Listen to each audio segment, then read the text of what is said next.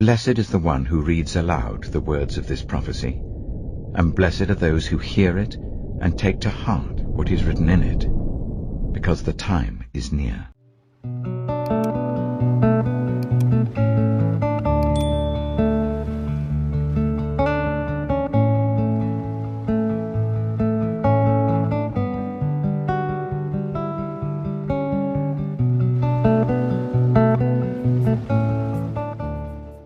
Psalm 126. When the Lord restored the fortunes of Zion, we were like those who dreamed. Our mouths were filled with laughter, our tongues with songs of joy. Then it was said among the nations, "The Lord has done great things for them." The Lord has done great things for us, and we are filled with joy. Restore our fortunes, Lord, like streams in the Negev. Those who sow with tears will reap with songs of joy. Those who go out weeping, carrying seed to sow, will return with songs of joy, carrying sheaves with them. Make every effort to live in peace with everyone and to be holy. Without holiness, no one will see the Lord. See to it that no one falls short of the grace of God, and that no bitter root grows up to cause trouble and defile many. See that no one is sexually immoral, or is godless like Esau, who for a single meal sold his inheritance rights as the oldest son. Afterwards, as you know, when he wanted to inherit this blessing, he was rejected. Even though he sought the blessing with tears, he could not change what he had done. You have not come to a mountain that can be touched and that is burning with fire, to darkness, gloom, and storm, to a trumpet blast, or to such a voice speaking words that those who heard it begged that no further word be spoken to them, because they could not bear what was commanded. If even an animal touches the mountain, it must be stoned to death. The sight was so terrifying that Moses said, "I am trembling with fear." But you have come to Mount Zion, to the city of the living God, the heavenly Jerusalem. You have come to thousands upon thousands of angels in joyful assembly, to the church of the firstborn, whose names are written in heaven. You have come to God, the judge of all, to the spirits of the righteous made perfect, to Jesus, the mediator of a new covenant, and to the sprinkled blood that speaks a better word than the blood of Abel. See to it that you do not refuse him who speaks. If they did not escape when they refused him, who warned them on earth, how much less will we, if we turn away from him who warns us from heaven? At that time his voice shook the earth, but now he has promised, "Once more I will shake not only the earth, but also the heavens." The words, "once more," indicate the removing of what can be shaken, that is, created things, so that what cannot be shaken may remain. Therefore, since we are receiving a kingdom that cannot be shaken, let us be thankful, and so worship God acceptably with reverence and awe, for our God is a consuming fire. Ezekiel chapter 28. The word of the Lord came to me, "Son of man, say to the ruler of Tyre, this is what the sovereign Lord says. In the pride of your heart you say, 'I am a god. I sit on the throne of a god in the heart of the seas.' But you are a mere mortal and not a god, though you think you are as wise as a god. Are you wiser than Daniel? Is no secret hidden from you?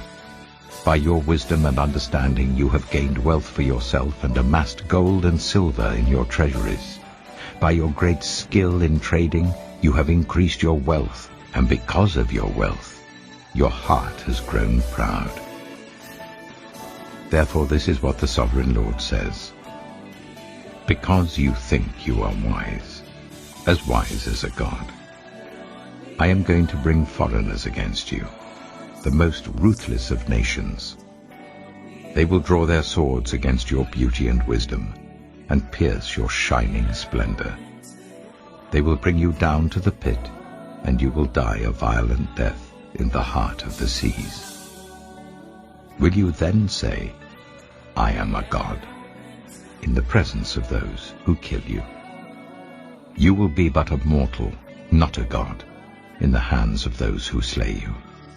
You will die the death of the uncircumcised at the hands of foreigners. I have spoken, declares the sovereign Lord.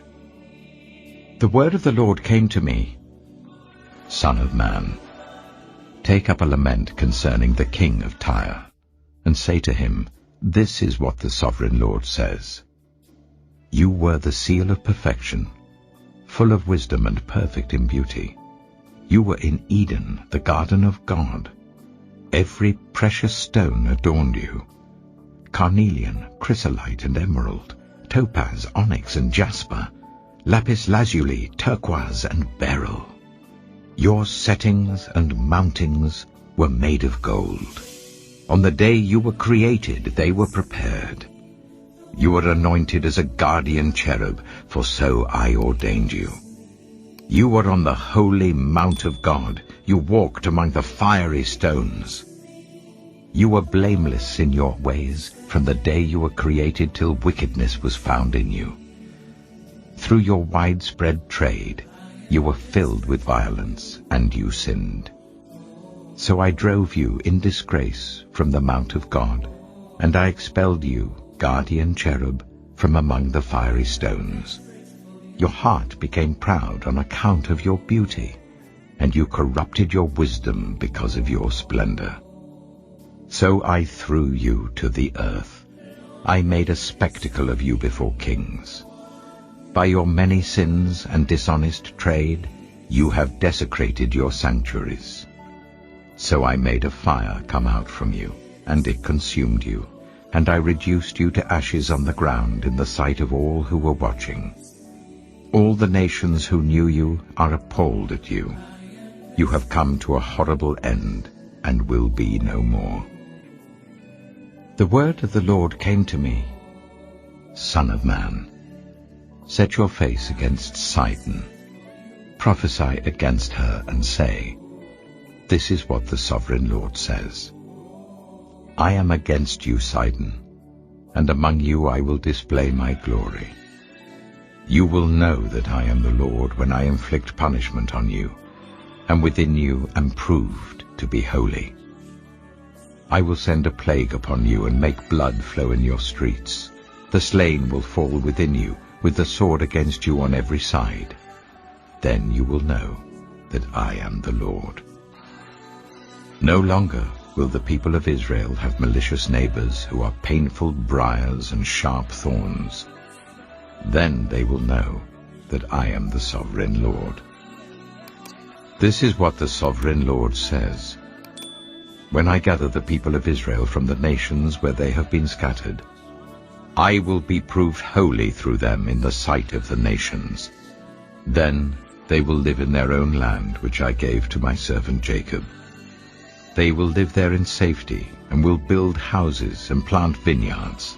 They will live in safety when I inflict punishment on all their neighbors who malign them. Then they will know that I am the Lord their God. Ezekiel chapter 29.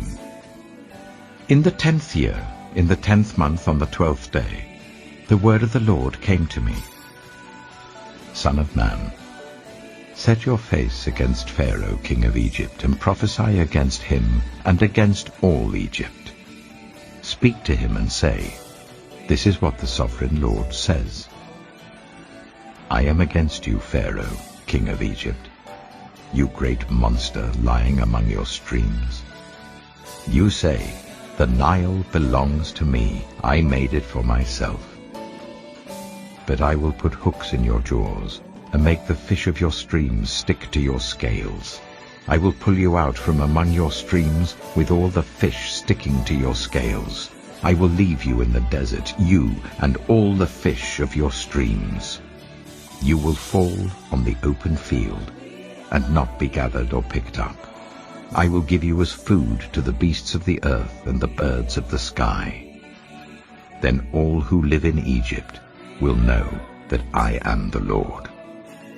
You have been a staff of reed for the people of Israel. When they grasped you with their hands, you splintered, and you tore open their shoulders. When they leaned on you, you broke, and their backs were wrenched. Therefore this is what the Sovereign Lord says. I will bring a sword against you and kill both man and beast. Egypt will become a desolate wasteland. Then they will know that I am the Lord. Because you said, the Nile is mine, I made it. Therefore I am against you and against your streams, and I will make the land of Egypt a ruin and a desolate waste from Migdol to Aswan, as far as the border of Cush. The foot of neither man nor beast will pass through it. No one will live there for 40 years. I will make the land of Egypt desolate among devastated lands, and her cities will lie desolate for 40 years among ruined cities. And I will disperse the Egyptians among the nations, and scatter them through the countries. Yet this is what the Sovereign Lord says. At the end of 40 years, I will gather the Egyptians from the nations where they were scattered. I will bring them back from captivity and return them to Upper Egypt, the land of their ancestry. There they will be a lowly kingdom. It will be the lowliest of kingdoms, and will never again exalt itself above the other nations. I will make it so weak that it will never again rule over the nations.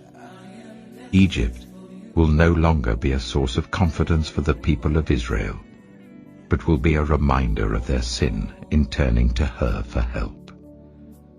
Then they will know that I am the Sovereign Lord. In the 27th year, in the first month on the first day, the word of the Lord came to me. Son of man, Nebuchadnezzar, king of Babylon, drove his army in a hard campaign against Tyre. Every head was rubbed bare and every shoulder made raw. Yet he and his army got no reward from the campaign he led against Tyre. Therefore this is what the Sovereign Lord says. I am going to give Egypt to Nebuchadnezzar, king of Babylon, and he will carry off its wealth. He will loot and plunder the land as pay for his army. I have given him Egypt as a reward for his efforts, because he and his army did it for me, declares the Sovereign Lord. On that day, I will make a horn grow for the Israelites, and I will open your mouth among them. Then they will know that I am the Lord.